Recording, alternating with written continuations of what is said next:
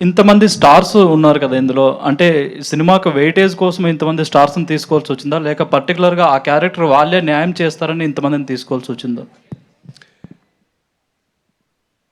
ఈ సినిమా మీరందరూ చూసిన తర్వాత త్వరలో చూస్తారు. మీరందరూ చూసిన తర్వాత మీకు అర్థం అవుతుంది ఎందుకు నేను వెళ్ళి వీళ్ళందరినీ రిక్వెస్ట్ చేసి ఒక్కొక్కరిని నేను తీసుకురావడం జరిగింది, రిక్వెస్ట్ చేయడం జరిగింది అని. ఈ సినిమా రిలీజ్ అయ్యేంత వరకు ఆ ఆన్సర్ నేను ఎంత చెప్పినా కన్విన్సింగ్గా ఉండదు. మీరు విజువల్స్ చూసిన తర్వాత మీకు అర్థం అవుతుంది. Same time the nativity of the content కనుక చూసుకున్నట్లయితే మీరు షూట్ చేసినటువంటి ప్రాంతాలు ఇవన్నీ కూడాను అబ్రాడ్లో షూట్ చేశారు. కన్నప్ప అనేటువంటిది is 100% Indian heritage and Indian devotional content ఇది. అది how that particular part will be matched with the content అంటే ఏం చెప్తారు?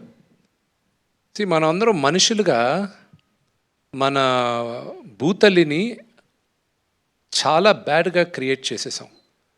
నేను మిగతా దేశాల గురించి మాట్లాడను కానీ మన దేశం గురించి మనం నేలని కరెక్ట్గా చేయలేదు, చెట్లని సరిగా చూసుకోలేదు.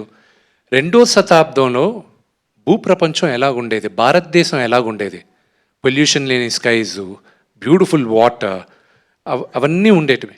సో నేను 2వ శతాబ్దంలో సినిమా తీస్తున్నాను కాబట్టి 2వ శతాబ్దానికి మీ అందరినీ తీసుకెళ్ళాలి. సో ప్రపంచంలో నేను నమ్మేది దేవుడు వేసిన లాస్ట్ పెయింటింగ్ అలాగే ఉందంటే న్యూజిలాండ్. దానికోసం అని నేను అక్కడికి వెళ్ళి ఆ ల్యాండ్స్కేప్ షూట్ చేశాను. విష్ణు గారు విష్ణు గారు హాయ్.